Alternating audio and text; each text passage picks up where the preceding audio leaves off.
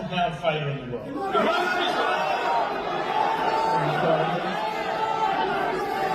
Bud Crawford.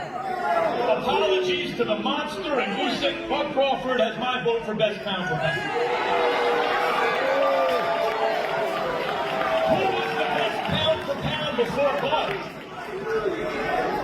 Canelo Alvarez, universally recognized that way. But it's not just these two guys, the last two best pound-for-pound fighters. Like, not against him, sorry, for him. Like, he's so, I think he has no doubt that he beats Canelo Alvarez. Of course. I really like Terence, by the way. I think he's a great fighter. But I have to say, like, tell me his major significant wins. Well, obviously Errol Spence. Yeah, but come on. No, but he beat a guy who was in the top 5 pound for pound, and he destroyed him. That's really never happened. No, I agree. In the history. I agree. Of I mean, boxing. look, he was coming off, you know, some eye problems, but Nobody was saying that when he was beating we're giving Danny that credit. and Ugas. Tell me more. I'm just saying. I don't know, but that's a big win. No, but, now, okay. Keep going. Your guy from the UK who he stopped him, what, in the 5th round, was it? Kell Brook. Kell Brook. Finished by then. Yeah, go on, keep going. Okay, he stopped somebody that nobody's ever really can hurt. Well, Sean Porter.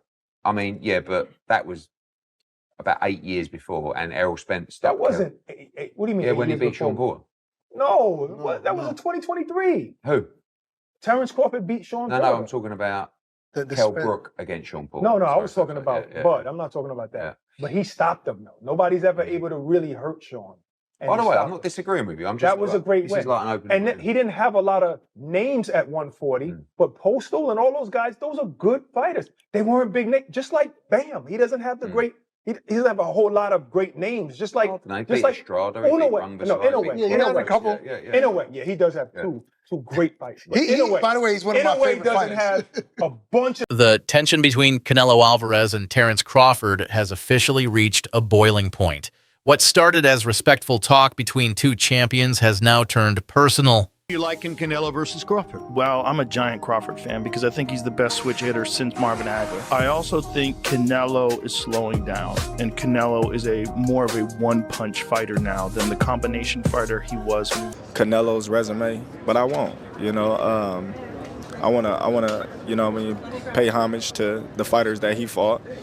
And if he don't want to pay homage to the fighters I fought, if he think they nobodies, then come fight time, then I wonder what they're going to say after I... A little bit about that, did things get a little bit personal now?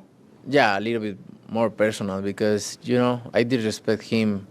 I don't respect him anymore because he say, I'm not going to do what they want me to do and this and that. And then he tried to, maybe Turki Al-Ashi told him, hey, you need to do something because you seem so nervous in Riyadh.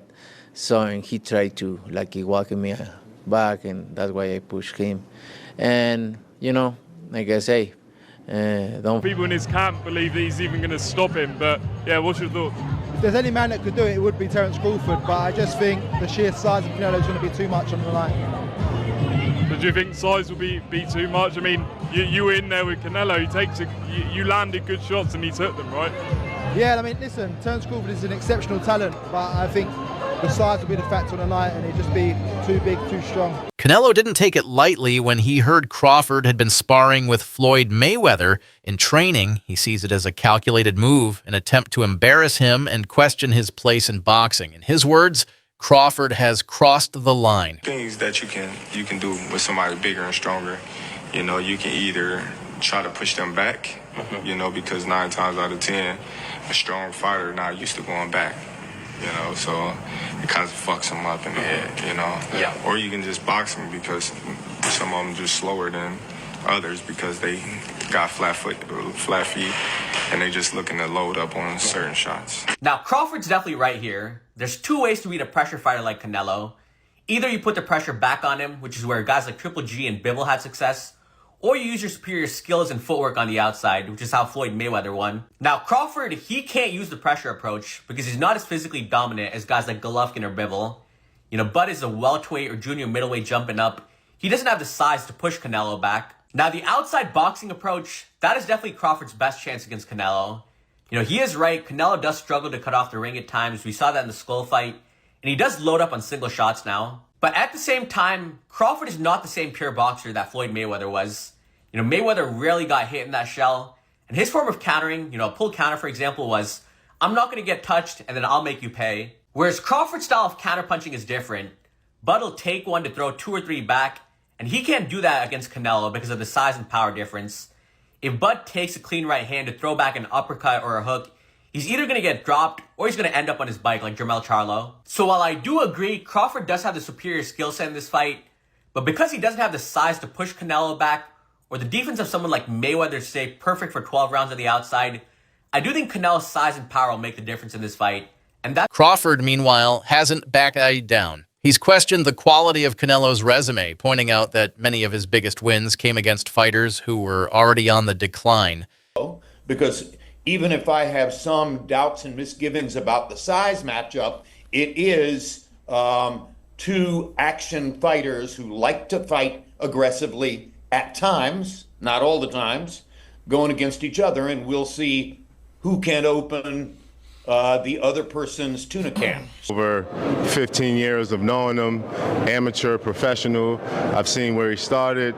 I've seen how he's gotten better over time, but I also just know what resides in him. He's a dog, he's a beast, and he's out to prove something too. So I'm excited about this fight. Canelo obviously is self-explanatory. There's really no need to go down the rabbit hole when it comes to him.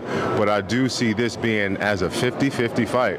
But if I was a betting man, I would bet on Crawford. But also, too, you can't count Canelo out. I mean, would go in, I'm assuming, as the favorite, which is rightfully so.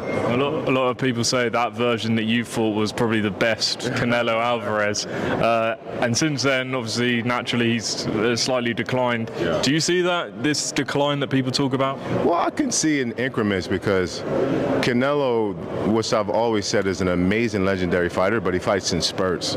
So sometimes it takes for the opponent to actually initialize him giving the best. When he was faced with me, the opposition that I had and what I was giving him, it was just a lot, whether it was boxing, whether it was coming forward, but most importantly, it was the punches and bunches. And so he was forced to either stand there, wait for the right time, or be combative and go back at it. So I think that's what Crawford may have to do, push the pressure, make Canelo fight, or maybe just play it safe. He's made it clear that he sees himself as the more complete, more dangerous fighter, even at a weight disadvantage. And there's no denying Crawford is moving into hostile territory. Jumping 2 divisions to fight one of the most powerful punchers in the sport isn't a small leap. Terrence Crawford versus Canelo Alvarez at 168 pounds. Canelo's really good. Really good. But I think Crawford is special. I know he hasn't fought the resume everyone wants, but you have that or you don't have that ingredient. I think he has it. Canelo's really good. He's tremendous. But could he be a tiny bit overrated? The greatness is within Crawford. It's in his desire. It's in his mind. It's in his makeup, where he came from. I know he's moving up in weight class. Can he carry it? But those intangibles, I believe. Does he need any introduction? Hall of Fame legend Roy Jones Jr. here in the UK. There's a few questions about the US guys. Obviously, Tank and Lamont Roach, we saw the first fight. Lamont Roach shot the world. What do you think happens in a rematch if they fight? I think he shocks the world again. But the only thing different this time is Tank will come with a different attitude, different personality, different motivation. And I think Roach will do good again, but I think Tank will be more dominant this time. And obviously we know if Canelo wins against William Skull, he will fight Terrence Crawford in September. Who would you favour in that fight? It's a hard one to call, and I'm going to tell you why it's a hard one to call. It's a hard one to call because it'll all be predicated upon how Canelo approaches the fight. If Canelo approaches the fight like he's the man and he can box and outbox Terrence Crawford, he'll get beat. If he comes out and shows that he really wants to go out and prove the world that he's still the best, he might win. So it all depends on which Canelo comes. But Crawford believes he's built for moments like this. With elite timing, switch hitting ability, and world-class IQ, he sees a clear path to victory. Canelo's team argues that skill alone won't be enough. They believe Crawford won't be able to hurt Canelo. Over time, right? Even though Terrence is the older fighter, he has, I think, 20 less fights than Canelo does, or maybe more. I think more than 20. And also, you know, competition level. This will be the most skilled, most experienced, biggest, strongest fighter that Terrence Crawford's ever faced, without a question. I love you both, but you still did not answer the question. How do you see this fight ending? I told you. Don't say with your hands. I'm going. I'm going. Knock him out the ring. Listen. Shaq's trying to get that one-liner. He's trying to get that go viral moment from Bud, but he's just not that guy, right? And I think what he's about to say is like he's not going to go in there and be like, I'm going to knock him out. I'm going to do it in the first round. And plus, I wouldn't want to hear that, right? As much as that sounds nice as a soundbite, I wouldn't want to hear that because I don't think he believes that. And I don't believe that. I want to hear what Bud actually believes, which is, yeah, that he'll win, but not like this mystic Mac, let me predict the round, here's why, unless he truly believes that. And I don't think Bud does. I think he believes he'll get it done by any means necessary, whether that's, let's say, he was able to knock Canelo out or he gets it done by decision. Doesn't really matter because a fight is a fight at the end of the day, and all he needs to do is win. Always in my mind doesn't exist a loss. You know, I train, I put my best, I dedicate myself to this sport. And said about Terrence Crawford's resume already and how he has no elite fighters on his resume, and say what you want about that, you know, agree to disagree or whatever. What do you guys think of Crawford saying this about Canelo? Canelo fought great champions, but most were past their prime. But when they weren't, you saw what happened. Lara, Mayweather, and Bivol. Obviously, Mayweather was past his prime already, I'd say. But he's right. I rewatched the Lara fight, and, you know, that Cuban style is just tricky to deal with. And, you know, a lot of people would say that Lara won that fight. And then Bivol, it was, I mean, I don't need to convince you about that. That fight was a clear-cut victory for Bivol. And it just showed that Canelo isn't this unbeatable person. You know, with the right set of skills, you can beat him. And I don't know, what do you guys think? Has Terrence Crawford fought any elite boxers? You could say, you know, Errol Spence, but then, you know, after the whole horrible accident that he had. And once he feels the difference in size and power, the fight will shift dramatically. Voices across boxing are split. Some call it a mismatch. Others call it a legacy fight that could shake the sport. If Crawford wins, he solidifies himself as an all-time great, defying size and odds. Moving that jab up and down. And then when you go downstairs, take that downstairs, come up with the left hook. It's going to be open because it's going to fall down into it. Anytime you jab down low, just keep trying to come over the top. Or like you could say, hey, you know what? I can't beat that Mayweather style. I was too young, but look, I did it now against Crawford. I forget Mayweather a long time ago. This is different for me, you know? I lost that day, and that's it. I learned. More towards Canelo, because like I said before, he been putting big guys out and down. And Canelo not even really a 68-pounder. He probably really should be at 60, maybe. And he been hurting these guys.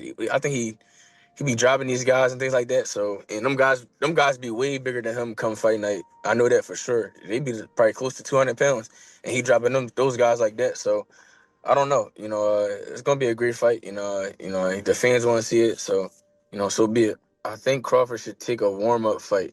You know, at like 60 or like at least at 60, just to get his body, you know, to feeling of somebody a little bit bigger. You know, and things like that. You know.